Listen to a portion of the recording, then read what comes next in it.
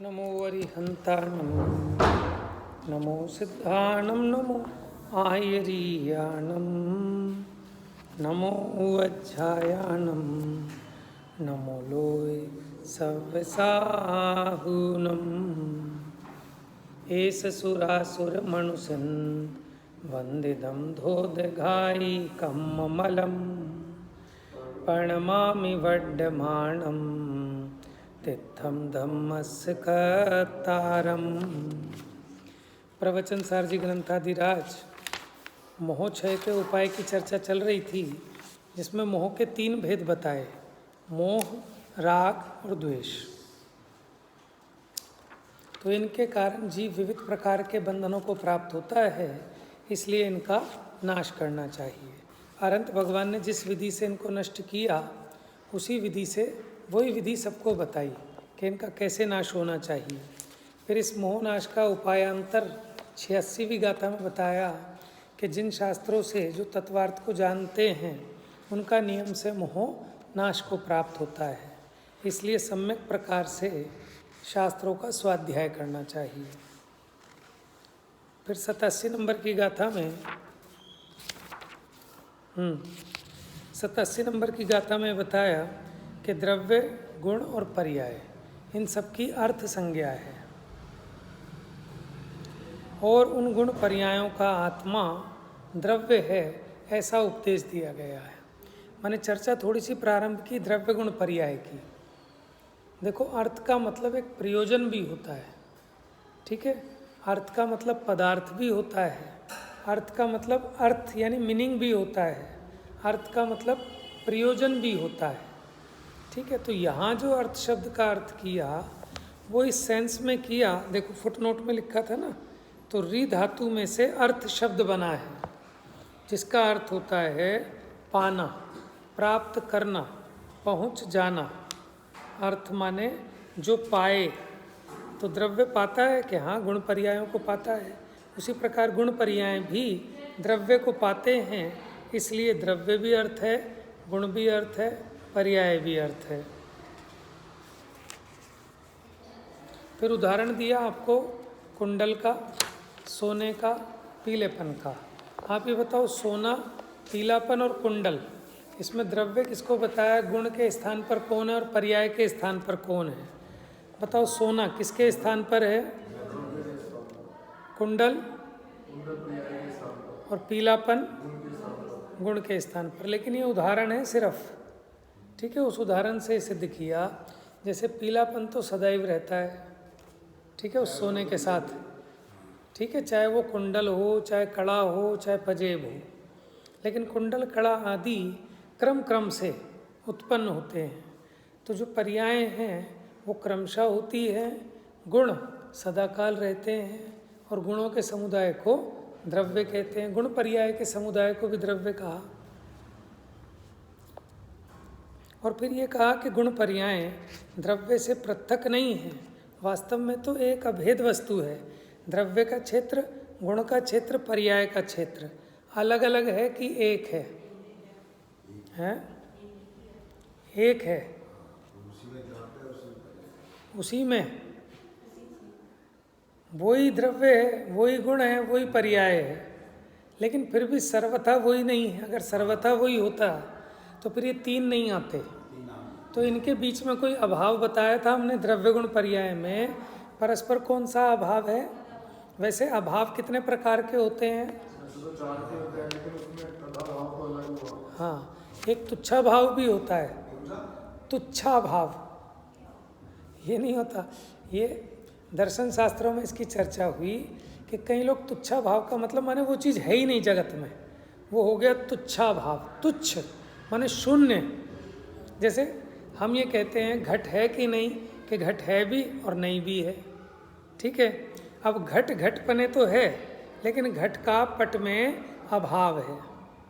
तुच्छा भाव नहीं मानते हम ये कहते हैं कि घट घट में है लेकिन पट में नहीं है, हम ऐसा अभाव कहते हैं। लेकिन कुछ ऐसे दर्शन हैं कि जो अभाव का मतलब मानते हैं कि उसकी सत्ता ही नहीं है, कहीं भी नहीं है। तो हम हमारे यहाँ जो अभाव कहा वो तुच्छा भाव वाला अभाव नहीं कहा, ठीक है। जैसे घट घटपने है, लेकिन घट पटपने नहीं है। तो अगर हम किसी चीज़ को कहते हैं ना नहीं है, तो वो भी अपेक्षा से कहते हैं, कथनचित कहते हैं। सर्वथा ऐसा नहीं है कि है ही नहीं है। जैसे मैं देह नहीं हूँ, तो इसका मतलब ये थोड़ी ना कि देह है ही नहीं, कि देह की सत्ता है। देहपने सत है, लेकिन देह आत्मा की अपेक्षा असत है। तो एक वस्तु में दूसरी वस्तु का ना होना, उसका नाम अभाव है। तो मोटे मोटे तो 4 प्रकार के अभाव पड़े। कौन कौन से?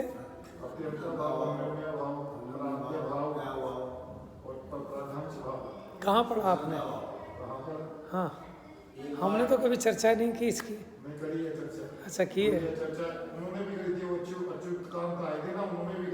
अच्छा अच्छा अच्छा, आप में से कौन बताएगा कि किस ग्रंथ में पढ़ा आपने 4 अभाव? वो तो संकलित है, ठीक है ना, वहाँ तो कहीं से लिखा है उन्होंने। हाँ, आप तो मीमांसा में आया। अच्छा, कभी विशेष रूप से नहीं ली। और गोपाल दास जी वरैया जी ने भी मैंने लघु जैन सिद्धांत तो बनाई है बाद में, वो जैन सिद्धांत प्रवेशिका है, ठीक है। लेकिन जो जैन सिद्धांत प्रवेशिका है वो भी एक संकलन है कि कहाँ कहाँ ग्रंथों में क्या क्या विषय आया। लेकिन अगर आप अभाव के बारे में कहीं ढूंढेंगे ना, तो आपको वैसे कहीं नहीं मिलेगा।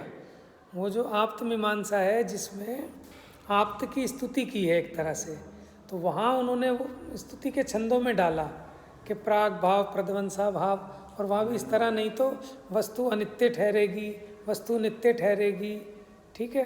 तो उस तरह से वहाँ घटित किया। लेकिन आपको समझना चाहिए। हाँ, तो आप तुम्हें मीमांसा कही तो दूसरा नाम देवागम स्तोत्र है। हाँ, आपको तो याद भी है। तो बहुत अच्छी चीज़ें हैं, जैसे स्वयंभू स्तोत्र है, आप्त मीमांसा है, ठीक है। और हाँ, ये तो है ही। अब ये स्वयंभू स्तोत्र और आप्त मीमांसा, हाँ, तो इसमें न्याय के द्वारा स्तुति की है भगवान की। और एक आप्त परीक्षा है, वो बड़ा कठिन है, वो बहुत कठिन है आप्त परीक्षा। चलिए, तो द्रव्य गुण पर्याय की चर्चा प्रारंभ हो गई अभी है। देखिए फुटनोट में पेज नंबर 150 पर सबसे नीचे, जैसे सुवर्ण पीलापन आदि को और कुंडल आदि को प्राप्त करता है, अथवा पीलापन आदि और कुंडल आदि के द्वारा प्राप्त किया जाता है। माने पीलापन आदि और कुंडल आदि सुवर्ण को प्राप्त करते हैं, इसलिए सुवर्ण अर्थ है। माने जिसको प्राप्त किया जाए वो अर्थ है। तो ये कुंडल और पीलापन सुवर्ण को प्राप्त करते हैं, इसलिए सुवर्ण अर्थ है। वैसे ही द्रव्य अर्थ है। द्रव्य के लिए उदाहरण दिया सुवर्ण का। जैसे पीलापन आदि आश्रयभूत सुवर्ण को प्राप्त करता है, अथवा आश्रयभूत सुवर्ण द्वारा प्राप्त किए जाते हैं। माने जो पीलापन आदि हैं वो प्राप्त करते हैं या फिर प्राप्त होते हैं। तो जो प्राप्त करे या प्राप्त होए वो भी अर्थ है, इसलिए पीलापन आदि अर्थ हैं। उसी प्रकार गुण भी अर्थ हैं। जैसे कुंडल आदि सुवर्ण को क्रम परिणाम से प्राप्त करते हैं, अथवा सुवर्ण द्वारा क्रम परिणाम से प्राप्त किया जाता है, इसलिए कुंडल आदि अर्थ हैं। वैसे ही पर्याय अर्थ हैं। तो द्रव्य गुण पर्याय की थोड़ी सी चर्चा यहाँ अर्थ के रूप में की कि ये तीनों ही अर्थ है। अब देखिए अगली गाथा 88 नंबर गाथा, ये इसलिए समझाई कि जो आप जिन शास्त्र का स्वाध्याय करेंगे तो उसमें क्या मिलेगा आपको कि द्रव्य गुण पर्याय समझने को मिलेंगे। क्योंकि द्रव्य गुण पर्याय से ही आप किसी भी वस्तु का सही स्वरूप समझ सकते हैं। तो अगर ये द्रव्य गुण पर्याय समझ ले तो ही इसे सच्चा भेद ज्ञान हो सकता है आत्मा में और देह आदिक में।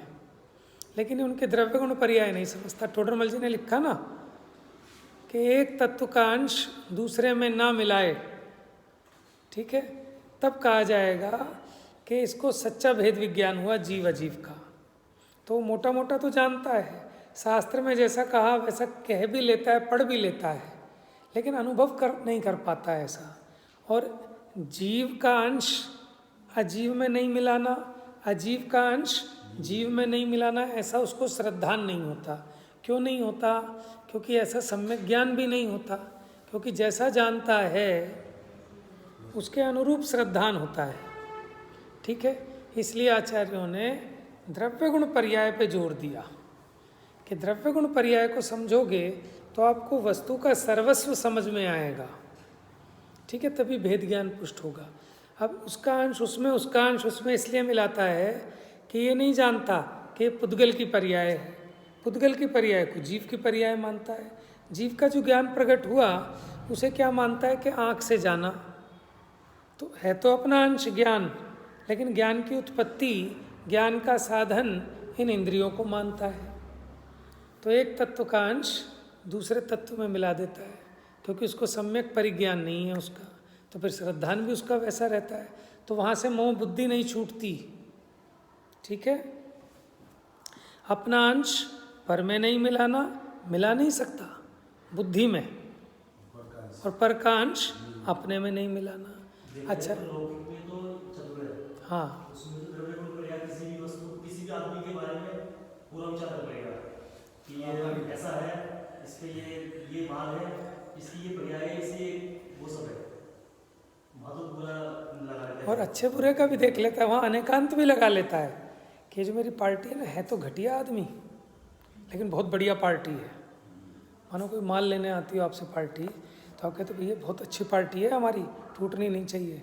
क्या अच्छी है? तो किस दिन घर पे बुला लो। अरे बड़े गंदे लोग हैं, इन्हें घर पे नहीं बुलाना। तो किस अपेक्षा अच्छे हैं, किस अपेक्षा बुरे हैं? लौकिक में सब चतुर हैं। समझ में आया? तो रुचि के हिसाब से अपनी शक्ति भी वहीं लगती है जहाँ रुचि होती है। आप देख लो, बच्चा एक सब्जेक्ट में 100 में से 100 लाता है, एक सब्जेक्ट में 20 भी ले आता है। ऐसा क्यों? कि 100 में से 100 वहाँ आ रहे हैं जहाँ उसकी रुचि है। तो जहाँ रुचि होती है वहीं जीव का वीर्य लगता है, वहीं इसकी सारी की सारी एनर्जी, सारा बल, सारा उत्साह ऑटोमेटिक वहीं चलता है। तो ऐसे अगर आपको इसका रस लग गया, रुचि हो गई, तो याद भी नहीं रखना पड़ेगा और भूलोगे भी नहीं। रुचि की चीज़ कोई नहीं भूलता। समझ में आया? चलिए, इस प्रकार मोहोक्षय के उपाय भूत जिनेश्वर के उपदेश की प्राप्ति होने पर भी पुरुषार्थ अर्थ क्रियाकारी है, इसलिए पुरुषार्थ करता है। अब ये सब समझा, लेकिन इस खाली ऐसे समझने से ही काम हो जाएगा कि पुरुषार्थ भी करना पड़ेगा। कि कैसा पुरुषार्थ करोगे? बताओ, कितने ताकत लगाओगे? कैसा पुरुषार्थ करोगे? पहाड़ चढ़ोगे? क्या करोगे? हाँ है, हाँ। तो देखो, पुरुषार्थ भी गजब का है। चेतन का पुरुषार्थ चेतन रूप होगा। कैसा होगा चेतन का पुरुषार्थ? चेतन रूप। मैं देह तो हूँ नहीं, तो देह की क्रिया का जो पुरुषार्थ है, ठीक है ना, इसकी जो क्रियाएं हैं, ये इसको अपना पुरुषार्थ समझता है कि अब से मैं ये पुरुषार्थ करूँगा कि समय शिखर जी की 5 दिन में 10 यात्राएं करूँगा। तो इसको लगता है साहब ये पुरुषार्थ है। 6 बजे आता हूँ ना सुबह मंदिर, 5 बजे आ जाऊँगा, ये पुरुषार्थ है। अब उपवास एक दिन छोड़ के एक दिन उपवास करूँगा, सोचता है। यानी उपदेश, उपवास आदि जो शरीर संबंधी क्रियाएं हैं, उनमें एकत्व बना रहता है। यानी फिर परकांश अपने में मिला लिया। बातें तो करता है कि जीव भिन्न है, आत्मा माने आत्मा अलग है, देह अलग है, लेकिन फिर भी कहीं ना कहीं उसका कर्ता या उसका भोक्ता बनी जाता है अज्ञानता के कारण। तो यहाँ कहते हैं अर्थ क्रियाकारी क्या होता है?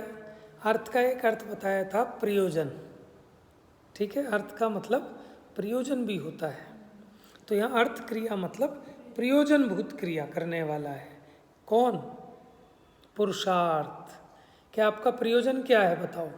सभी जीवों का 3 लोक में जीव हैं जितने सुख चाहें, भजन भी है ना, सुख चाहें दुख से डरें। और छैडाला में तो है ही कि जे त्रिभुवन में सुख चाहें, मतलब कौन पैसे कौन चाहता है, घर दुकान मकान बाड़ी लाड़ी गाड़ी, ये तो ऐसे कितने ही भेद कर लो, लेकिन वो क्यों चाहते हैं गाड़ी, सुख चाहते हैं इसलिए क्योंकि उनको ऐसा लगता है कि बड़ी गाड़ी होने पर सुखी हो जाऊंगा, छोटी गाड़ी है इसलिए दुखी हूँ।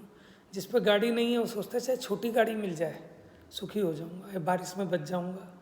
जिसका किराए का मकान है वो सोचता है छोटा सा घर हो जाए तो सुखी हो जाऊंगा। घर नहीं चाहिए, सुख चाहिए।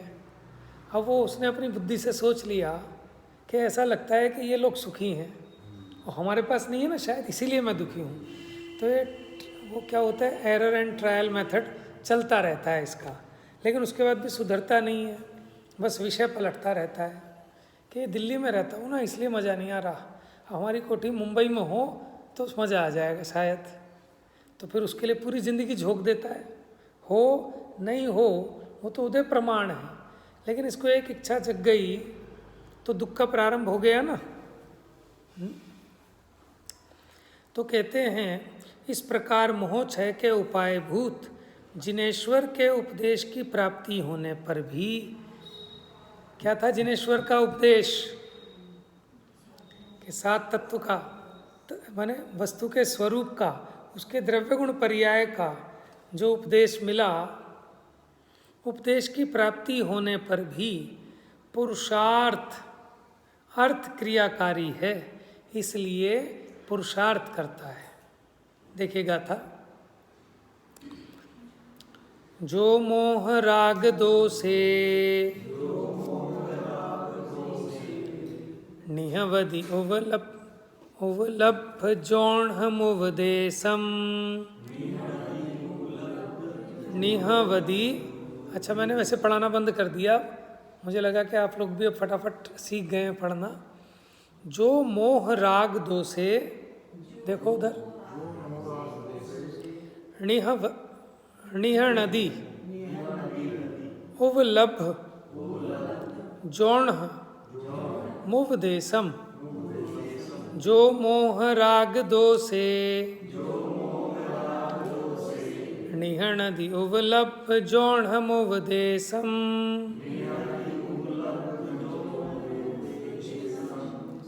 जौन मुवदेशम सो सब दुख मोक्षम पावदि अचिरेण कालेण। जो मोह राग दोषे निह नदी, निह नदी माने नष्ट करता है। एक वो होता है ना निन्नव नाम का एक दोष, अनिन्नव नाम का गुण होता है।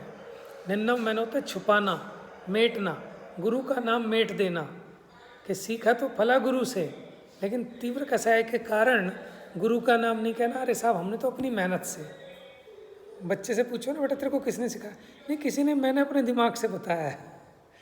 समझ में आया?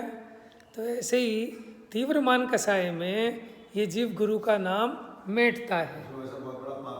बहुत पाप है। क्योंकि क्यों लगता है पाप?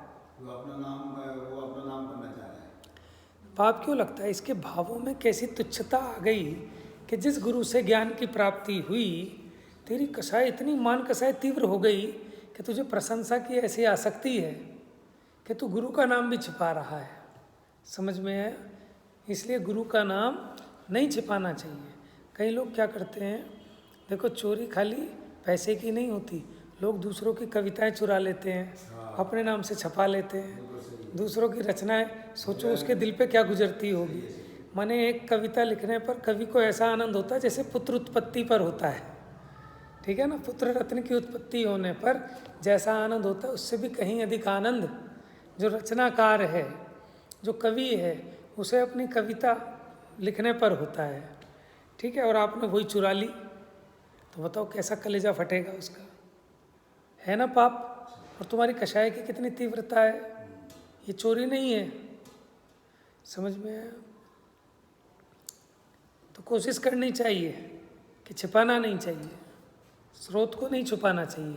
यहाँ तो आप बता दोगे कि माल मैं फला दुकान से लाता हूँ होलसेल में, लौकिक में तो छुपा लेना, ठीक है, कोई आपत्ति नहीं है। लेकिन यहाँ नहीं छिपाना। क्यों? क्योंकि विनयाचार है, बहुमानाचार है, अनिंदवाचार है, ठीक है। ये अपना बहुमान, अपनी भक्ति को बताता है, ठीक है ना, कि साहब हमारा कुछ नहीं है, ये तो हमारे गुरु जी का है। और गुरु जी कहते हैं हमारा कुछ नहीं है, ये तो गुरु जी से आया है। गुरु जी कहते हैं हमारा कुछ नहीं, ये तो ऊपर से आया है। समझ में आया? जैसे आपने सुना होगा ना, देने वाला और है, देवत है दिन रैन, लोग भरम मेरा करें, याते नीचे नैन। अब वो सेठ जी दान कर रहे थे, गरीबों को बांट रहे थे, और गरीब लोग जय जयकार कह रहे थे कि धन्य है सेठ, कि दानवीर हैं, इनका बड़ा उपकार है, ये है वो है। वो शर्मिंदा हो रहे हैं सेठ जी कि क्यों शर्मिंदा हो रहे हो, क्यों शर्मिंदा हो रहे हो? कि शर्मिंदा भैया इसलिए हो रहा हूँ, ये भी मुझे लग रहा है कि चोरी हो रही है, क्योंकि आपको मैं नहीं दे रहा। आपको कौन दे रहा है? आपका भाग्य दे रहा है। और मुझे जो मिला, मैं तो निमित्त मात्र हूँ कि एक मीडियम हूँ बस आपका। आपके नाम का राशन आया, लेकिन मेरी दुकान पे आया और डिस्ट्रीब्यूट करने के लिए आया है, और लोग सोच रहे हैं कि मैं बांट रहा हूँ। जैसे कहीं मेरे हाथ आपने भिजवाया कि भैया वहाँ जा रहे हो पंचकल्याणक में, हमारे 1 लाख रुपए दान कर देना। तो हमने 1 लाख रुपए दान कर दिए। वहाँ कह रहे हैं श्री मनोज कुमार जी दिल्ली विश्वास नगर से 1 लाख रुपए प्राप्त हुए, मंच पे बुला के इनका सम्मान कराया जाए। हम भी चुप रह गए कि रमेश भैया के हैं, हमने नहीं बताया। हो गई नहीं हो गई चोरी, कसाई की तीव्रता हो गई ना। तो ऐसे ही हाँ, तो कहते हैं जो मोह राग द्वेष निह नदी, माने उसका नाश करता है। किसका? मोह राग द्वेष का। उवलभ माने उपलब्ध करता है, प्राप्त करता है। जौन उपदेशम माने इसमें इसका अर्थ किया जोड़ने का, माने जैन के उपदेश को। अब जैन कौन है बताओ? देखो, जिनके अनुयायी जैन कहलाते हैं वो भी जैन हैं। सच्चे अर्थों में जैन तो जिन ही हैं, ठीक है, क्योंकि जिसने मोह राग द्वेष को जीता वो जिन है, वही जैन है। और आप उनके पद चिन्हों पर चल रहे हैं, इसलिए आप भी जैन हैं। तो कहते हैं कि जिनेंद्र के उपदेश को प्राप्त करके जो मोह राग द्वेष को नाश करता है, सो सब दुख मोक्षम, वो सभी दुखों से मुक्त हो जाता है। कौन कौन से दुख हैं? कैसा मेरे मन पसंद का खाना नहीं मिला मुझे, कोई बात नहीं, ये भी दुख दूर हो जाएगा। कि क्या करो कि मोह राग द्वेष का नाश कर दो। खाने की इच्छा ही नष्ट हो गई तो सारा दुख मिट गया। साहब मेरे पास अपने घर का घर नहीं है, कि भैया इससे दुखी नहीं हो, आप अपने इस मोह से दुखी हो कि घर का घर किसका है। सब आए और चले गए, घर हंसता है इन लोगों पे। समझ में आए?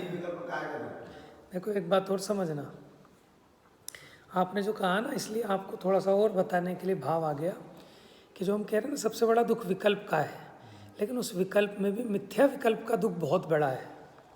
देखो 2 तरह के विकल्प हैं, एक मिथ्या विकल्प, एक सम्यक विकल्प। ऐसा भेद करो।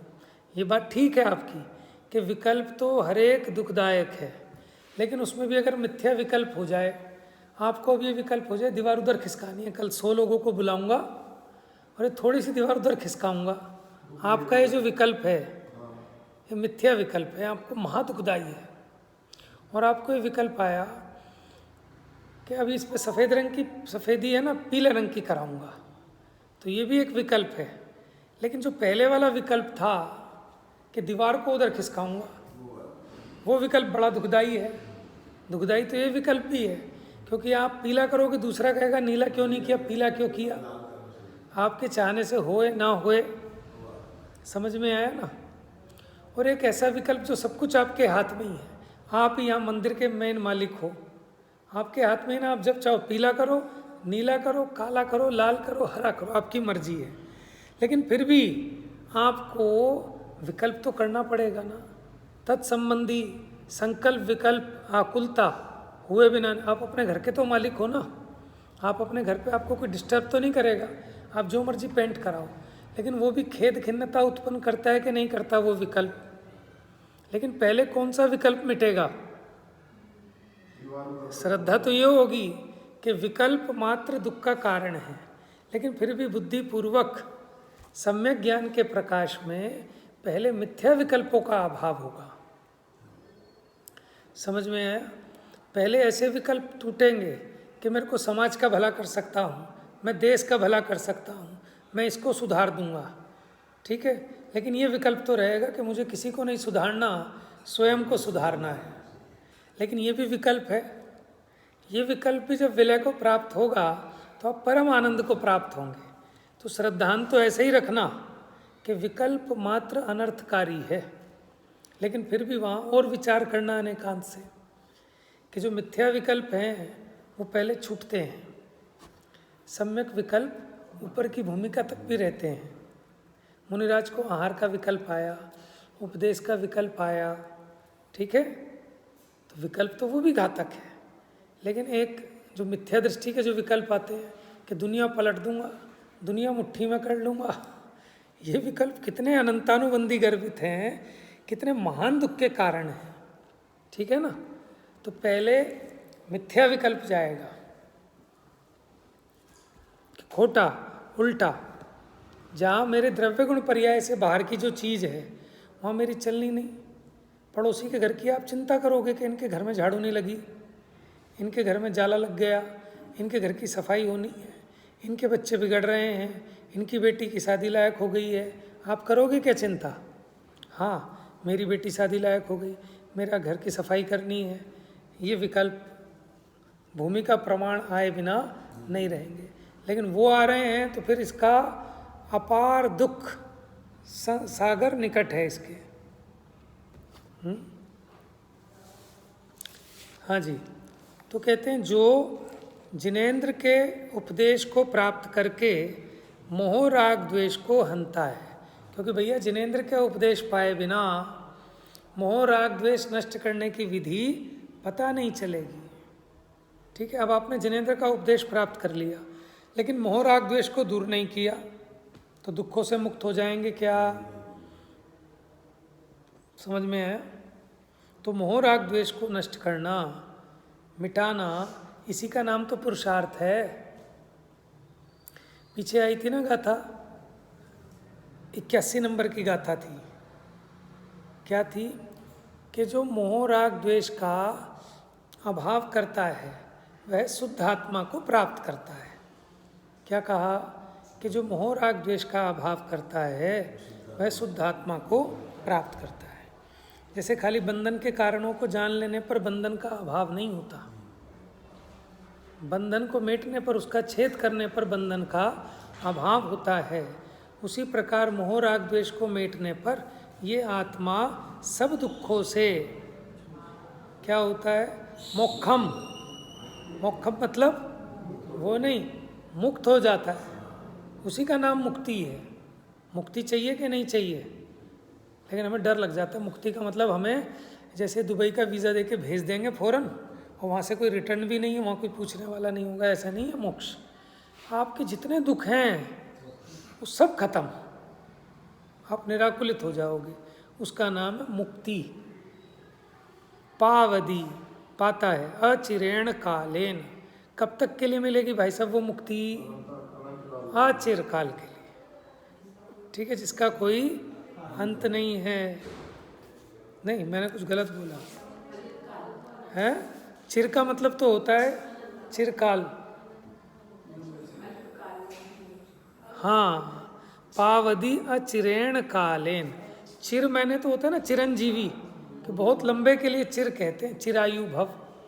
तो अचिरेण कालेन तो क्या कहते हैं? अचिरेण कालेन का अर्थ कहते हैं अल्पकाल में। बहुत बढ़िया, ठीक है। चिर का मतलब होता है दीर्घ, और अचिर माने अल्पकाल में। क्या होता है कि सब दुखों से मुक्त हो जाता है। क्योंकि राग अल्पकाल क्यों कह रहे हो? राग द्वेष मोह नष्ट हो गए तो हो गई ना मुक्ति।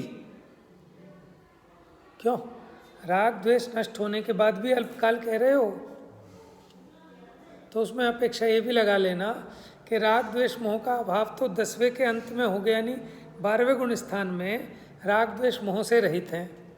लेकिन उसके बावजूद भी कुछ अंतर, 8 वर्ष 2 अंतर्मुहूर्त या 1 अंतर्मुहूर्त कम 1 कोटि पूर्व की आयु तक भी क्या कि संसार में रह सकते हैं। समझ रहे हो क्यों? 12वें गुण स्थान वाले जीव के मोह राग द्वेष का अभाव हो गया है, क्योंकि 10वें के अंत में कषाय जो थी ना, सूक्ष्म लोभ, वो भी चली गई। तो अभी कषाय रहित हैं, वीतरागी हैं, ठीक है। लेकिन अब इसके बाद केवल ज्ञान हुआ 13वें गुण स्थान में, तो 13वें गुण स्थान में लगभग 1 कोटि पूर्व तक भी ये जीव संसार में रह सकता है। समझ में आया? फिर 14वां गुण स्थान अंतर्मुहूर्त का, और फिर मोक्ष चला जाए, तो इसलिए वो अल्पकाल है, ठीक है। जाने को उससे जल्दी भी जा सकते हैं, ये तो मैक्सिमम बता रहा हूँ। टीका देखिए, इस अति दीर्घ सदा उत्पातमय संसार मार्ग में किसी भी प्रकार से जिनेन्द्र देव के इस तीक्ष्ण असी धारा समान उपदेश को प्राप्त करके, क्यों भगवान का उपदेश इतना खतरनाक है क्या? कह रहे हैं तीक्ष्ण असी धारा समान उपदेश को प्राप्त करके। इतनी अजीब सी उपमा क्यों दे रहे हैं उसको? है कोई बढ़िया सी मिश्री की उपमा देते, मीठे रस से भरी जिनवाणी लागे, हैं? तो फिर यहाँ क्यों कह रहे हैं कि अति तीक्ष्ण असी धारा समान। असी धारा समझते हो? कैसी होती है? हाथ लगा के देखो जरा कितनी तीखी है, हाथ कट जाएगा। तेज चाकू होता है ना, आप उसको ऐसे हाथ से पोंछ भी नहीं सकते, हाथ कट जाएगा।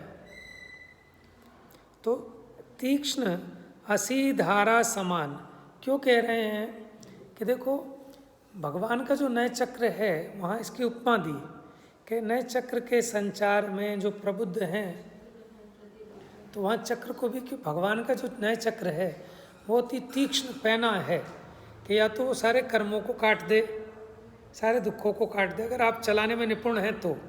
और अगर आप नौसिखिए हैं और आपको कृष्ण जी वाला सुदर्शन चक्र मिल जाए, चलाना ना आता हो, तो अपनी गर्दन उड़ा लोगे। तो ऐसी वो तलवार की धार है तो बहुत पैनी, लेकिन अगर आप उसका सही प्रयोग नहीं जानते तो अपनी भी गर्दन उड़ा सकते हो, और इन सब कर्मों को भी, इन सब दुखों को भी मिटा सकते हो भगवान के उपदेश से। देखो क्या भगवान के उपदेश को सुनकर भी कोई नरक निगोच जा सकता है क्या? हाँ, अगर उसको सही से ना समझे, यथार्थ रूप से ग्रहण न करे, विपरीत आशय ग्रहण कर ले, तो उनके उपदेश को सुनकर स्वच्छंदी हो जाए, निश्चयाभासी हो जाए, तो चला जाएगा नरक। हैं? वो तो फिर विरोधी हो गया था जिनेन्द्र के उपदेश का। लेकिन ये तो ये मानकर कि हाँ भगवान की ऐसी आज्ञा है और मैं ठीक मान रहा हूँ, समझ में आया, तो जा सकता है जीव नरक में। क्या आत्मा तो शुद्ध है, एक जीव दूसरे जीव का उसमें अभाव है, अत्यंत अभाव है, और जिसको मर्जी मार दे, पीट दे, हिंसा कर दे, और कहते मुझे हिंसा हो ही नहीं सकती, क्योंकि प्राणी मरे या ना मरे वो तो अपनी आयु से मरता है, मैंने थोड़ी ना मारा है। समझ में आया? तो कहाँ जाएगा ऐसा जीव? अब कोई पूछे भाई तुमने कहाँ से पढ़ा है, बताओ बात सही है कि गलत है कि हम किसी जीव को मार ही नहीं सकते? कोई मरता है तो अपनी आयु से मरता है, तो हमें दया क्या पालनी? कोई जीता है तो अपनी आयु से। किसका उपदेश है ऐसा? कुंद आचार्य ने लिखा ना, कौन से अधिकार में? समय सार जी में बंद अधिकार में है। हाँ, बंद अधिकार में ही है कि बंद किससे होता है? आयतनाचार से होता है। पंडित टोडरमल जी ने भी लिखा कि हिंसा में प्रमाद परिणति मूल है, विषय सेवन में अभिलाषा मूल है। तो आप ये बताओ, ये उसने कहीं बाहर से नहीं कह रहा, वो समय सार की दुहाई देगा कि साहब हमने समय सार में देखो ये लिखा है, कि वहाँ तो ठीक लिखा है। इसीलिए कह रहे हैं कि भगवान का जो उपदेश है वो कैसा है? अति तीक्ष्ण असी धारा समान उपदेश को प्राप्त करके भी जो मोह राग द्वेष पर अति दृढ़ता पूर्वक उसका प्रहार करता है। अपनी गर्दन पे नहीं करना उस तलवार का प्रहार। बच्चे को क्यों मना करते हो चाकू मत ले? क्योंकि वो बच्चा अपनी गर्दन काट लेगा। समझ में आया?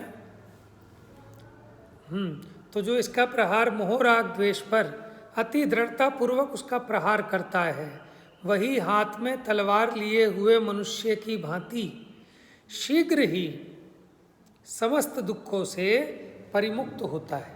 सारे बंधनों से दूर हो जाता है ना, उसको तलवार मिल जाए एक। अन्य कोई व्यापार, व्यापार का मतलब खाली दुकान धंधा ही नहीं।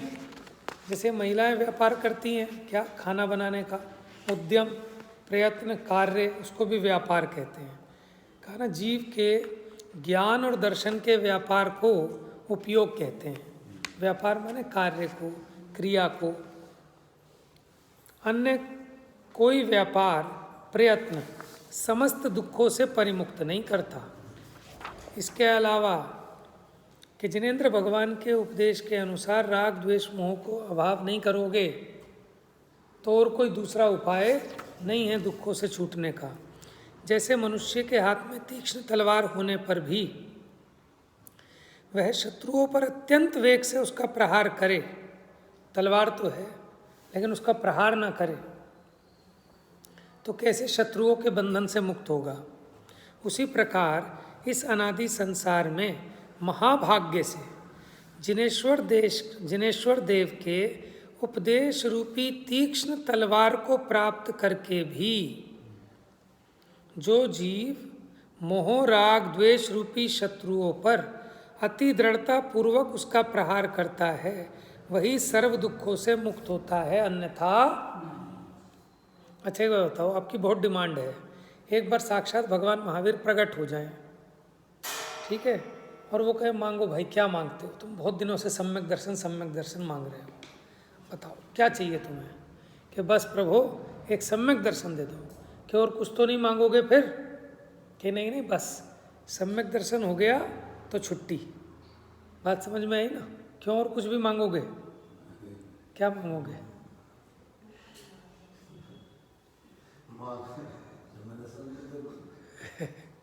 देखो, मुझे समझाना ये है,